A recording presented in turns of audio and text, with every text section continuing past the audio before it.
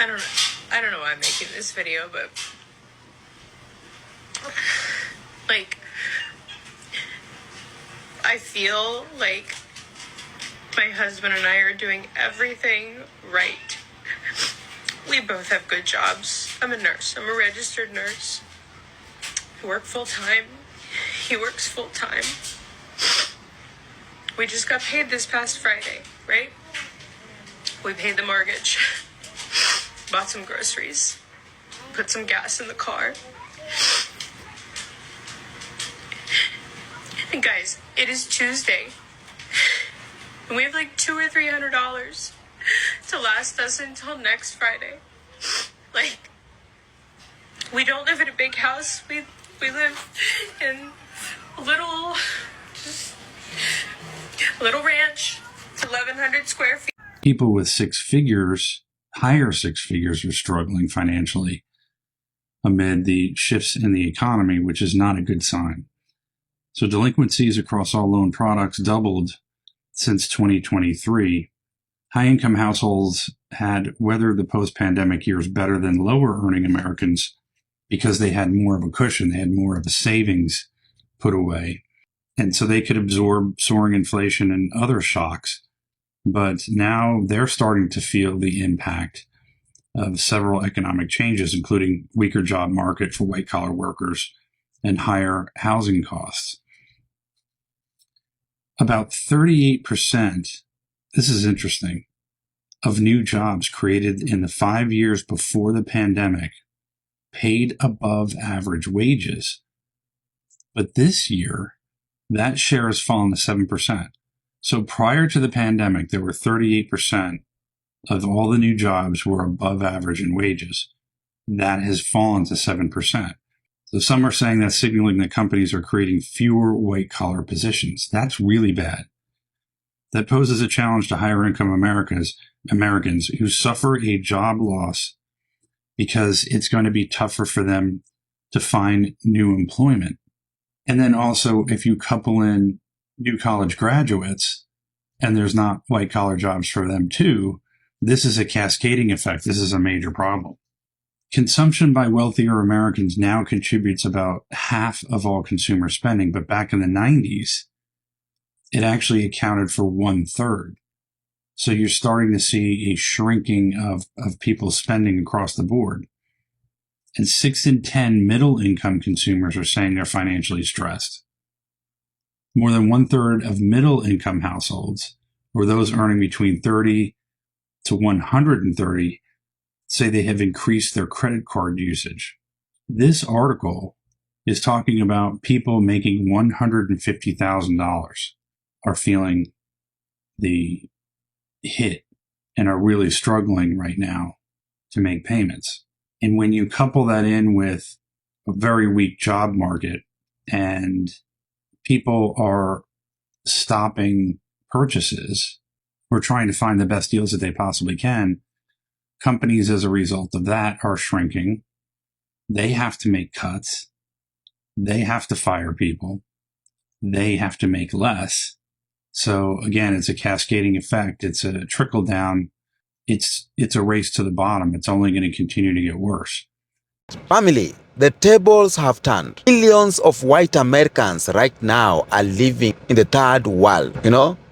They're finally testing the struggle black people warned about for generations. Remember, they used this third world to Africans that we are living in third world continent or countries, but right now the table is turning. Wagwan kings and queens, welcome back to my YouTube commentary. I send so much love to you and strength and wisdom to all of you wherever you are watching my videos from. Now, today I'm stepping into a conversation that cuts deep. Okay, I'm stepping into a conversation, into a reality of America, that something is shifting, and there's a shift. The so-called land of freedom and of opportunity, the empire that once bragged about wealth, is being swallowed, or they are swallowing the very people who once believed in this dream. The very people who once believed that America was untouchable. Now, millions of white Americans are now living what we call third world lives, struggling with poverty, struggling with the hunger, struggling with homelessness and desperation, or desperation. For the first time in their lives, they are beginning to feel what black people have been feeling for centuries. For the first time in their lives, they are beginning to feel what Africans have been feeling under the oppressions of white supremacy. Okay? For generations, black people endured this reality and were told it was our own fault, to live a life like this. But now the system has turned against the people who believed in it. Now, before I continue with my commentary, I want us to watch these clips and then we come back more. This is the first month I won't be able to afford rent. I'm not a rich person. I don't have a lot of stuff. I have basic household necessities, a couch, a bed, washer, a dryer. That's about it. A car. I don't have a lot of lavish things. I don't go on vacations and I don't spend a lot. Rent's increased from $1,300 to $1,800. The food prices are too high. I've cut back on eating because I literally cannot afford food. I've cut back on my favorite snacks, cat food, treats. I'm exhausted all the time from being overworked and underpaid. You don't catch a break when you grow up poor. I don't need much to be happy. I just want to be able to live comfortable. I just really need to catch a break right now. I'm trying so hard and I feel like I'm not doing enough. I don't have family. I don't have anything to fall back. People are wondering what's happened to the food, why it's so expensive. Here it is on the side of the road. Free oranges.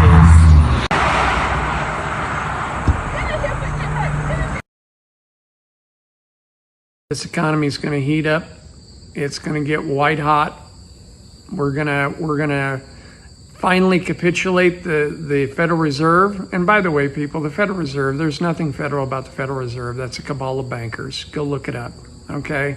That's why Powell's building $1 billion complex. Only bankers can build big things, okay? Only bankers and government are gonna do big things in the future. The average citizen's just gonna be ground into the dirt. We're probably gonna see the Federal Reserve's mandate go from a 2% in full employment to maybe a 4 or 5% in full employment over the next 5 or so years. Go watch Ray Dalio's interviews. He'll explain to you why. You can't print the amount of money that we have to print without it affecting the economy, okay? It is by default going to be an inflationary period of time, and how that percolates through our economies, I have no idea. But I think America is about ready to become a very, very high rent second or third world country. Seriously.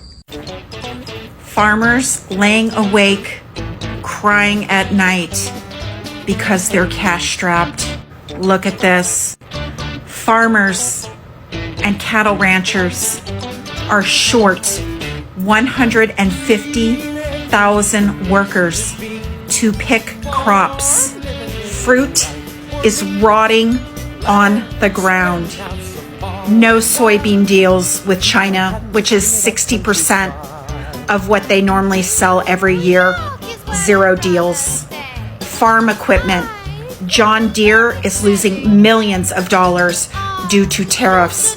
And farmers, if they have the money, are buying used equipment. Farmers who every single time vote for this administration, and every single time, this is an exact replica, but times 10 from his first term. Farmers crying at night, and many of them, I bet you, would say they'd vote for him again. Getting exactly what you voted for. And guess what? Blackstone and JD Vance are ready to come in and swoop up your bankrupt farms. MAGA farmers, I have zero sympathy for you. Zero. I don't understand why you have to pay to live on a planet you were born on. I ask myself that question every single day. Why do we have to pay to live on Earth? I mean, humans really saw views like this right here and said, let's come up with cities where we build apartments one on top of another. We live like a can of sardines. You're gonna live paycheck to paycheck. Let's invent a thing called 30-year mortgages. I mean, doesn't make much sense. I'm down here in South America asking myself that question. I am right now thinking of how to build my house stone by stone. I want to build a stone house.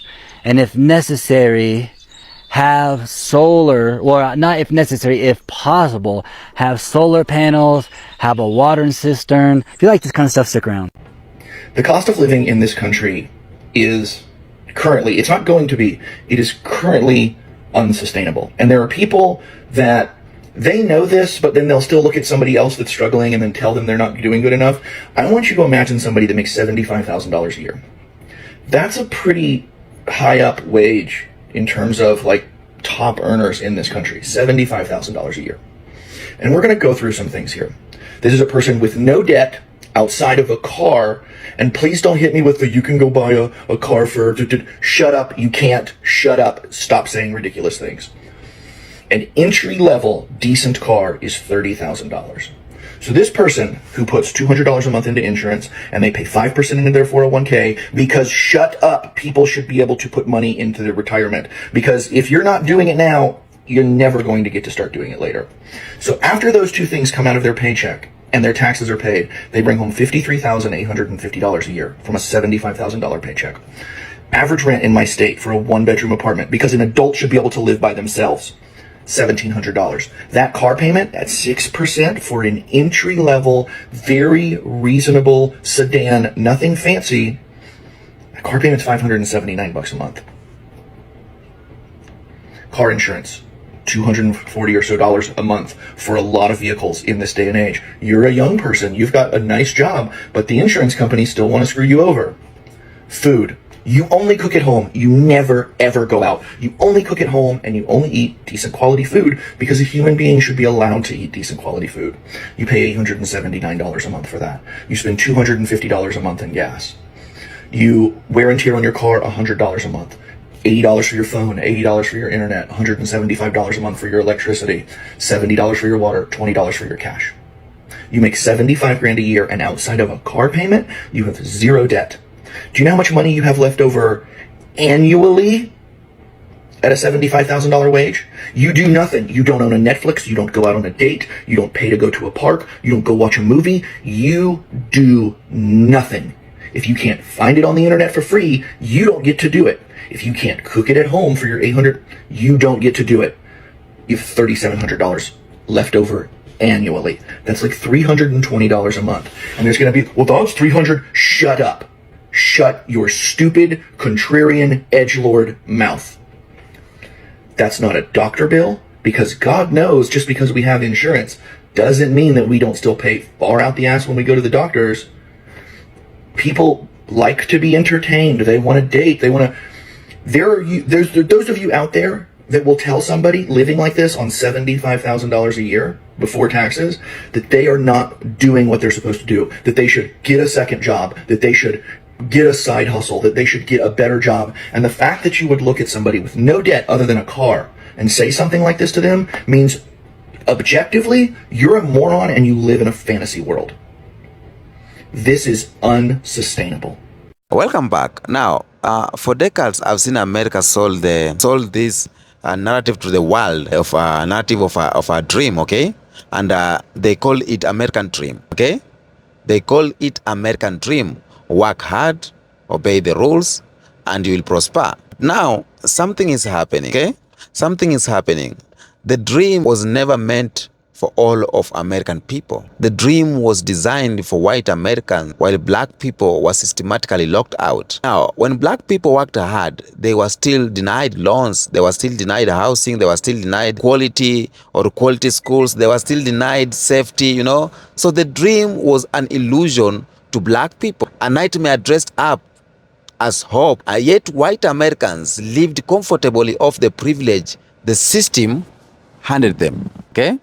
Now, The dream is collapsing. White Americans who believed they will always inherit wealth, they will always inherit stable jobs and comfortable lives, are realizing the system doesn't even care about them anymore. Wages don't match inflation, housing prices are skyrocketing, healthcare bankrupts families, college debts is crashing lives. Same dream they laughed at us for never reaching is now unreachable for them too. I've seen videos of white Gen Zs that are crying out like the life their millennials are living is not good to them, They are having school debts. So everything is a problem, okay? Now, do you know what is revealing here? The so-called dream is revealing itself for what it truly was, okay? Because personally, I think the dream was all a lie. And millions of white America are waking up in shock. White farmers are waking up in shock. Working class white people are waking up in shock. Now, let me tell you the difference between white struggle or white shock and black struggle. Okay? Black suffering and white suffering, to be precise. Black people never had illusion about the system. We knew it was rigged from day one. Okay? We knew it was designed against us and we adapted it, we resisted it, and we survived the way it is. White Americans, on the other hand, always believed they were safe, always believed that poverty was something that only happened to other people, not to them. Maybe to black people or brown people. They thought government programs, police protection, the stable jobs were all their birthright. But right now they are in disbelief because the same system that oppressed the black people, it is turning on them. Okay? Now, do you remember, even right now, when black people are living in ghettos, white America are calling us lazy. When black people protested for jobs and housing, they call them complainers. When black people relied on food stamps, they call them dependent. Now, look at right now what's happening. Look what's happening. White Americans are crying out about unemployment. White Americans are crying out about opioid addiction, about crumbling, about infrastructure and homelessness, and they are still expecting sympathy. The reality is they are expecting or they are experiencing just a taste of the suffering that black people have for centuries. This is just a taste of what black people have gone through. And right now, a number of things is exposing itself. Number one, hypocrisy is exposing itself, okay? For decades, white Americans told us, work harder, stop complaining, stop blaming the system, put yourself up and, pull up your socks. That's what they said. Now, those same voices are begging for government relief, stimulant checks. They are begging for student loans forgiveness, affordable housing, and healthcare. Right now, they are crying that corporations are greedy, that politicians don't care, that the system is broken. But black people have been screaming the truth for generations. We screamed it through slavery, through Jim Crow, through the civil rights era. We screamed it through mass incarceration. People screamed this through police brutality, through systematic discrimination. White Americans dismissed these claims each and every time black Americans showed up on the streets. And now the table have turned. The suffering they ignored is knocking on their doors. Okay? It is knocking on their doors. And that's where I say maybe it is the fall of the empire. It is happening, because we have to zoom this out a little bit. This is not just about white Americans, living third world lives. This is about the fall of the empire. And history teaches that no empire lasts forever. Yes, no empire lasts forever. Rome fell, Britain fell, France failing, and now America is crumbling. And what we are seeing right now is not random. It is natural collapse of a system built on exploitation. America built its wealth on slavery, colonization, and the oppression of black people or oppression of others. That wealth was never sustainable. The cracks were always there, okay? But now the cracks is spreading. The infrastructure is falling. The economy is falling. The education system is falling. Healthcare is falling, And the first sign of the collapse is when the privileged majority, in this case, white Americans, begins to feel the struggles once reserved for the oppressed. Millions of white Americans are living like they are in the third world country. And this is a warning sign. It's a warning sign to the falling of America. We have something that we call black resilience, and we have something that we call white fragility. Okay? Let me talk about how this is mixing on this, okay? The truth is, black people are built for this. Black people are built for what is happening right now, okay? Because when you look at slavery, black people survived slavery, survived colonization. When you look at Jim Crow, lynching, segregation, systematic racism, and when you look at everything they threw to us, black people survived this. And on the survival mode, they created a lot of things. They created culture, music, art, science. They created movements that shaped the world. Black people learned to survive with nothing. That's what we call black resilience. But white American, on the other hand, are not built for this kind of struggle. Many don't know how to live without privilege. They don't know how to survive when the system doesn't protect them. And that's why we see despair. That's why we see suicides. That's why we see opioid epidemics and communities collapsing. You know, they were never trained to resist. They were never trained to survive. Black people have always resisted. Black people, we have always adapted, always risen. And that's why in this collapse, it will be black people who lead the way forward, because we know how to survive. When the empire falls, we know how to survive. And these are lessons for black people here. You know, this is not the time for black people to gloat, okay? I think right now it is time for unity, for us to stand firm in the truth we always knew. America was never built to last. It was built on lies, on theft, on blood, and now it's crumbling under its own weight. White Americans are finally feeling what we warned them about. But the focus must remain this, okay? The focus must remain on us. Building black unity, building black wealth, or building black independence. While they panic, we have to prepare. While they panic, have to be vigilant. We have to rise.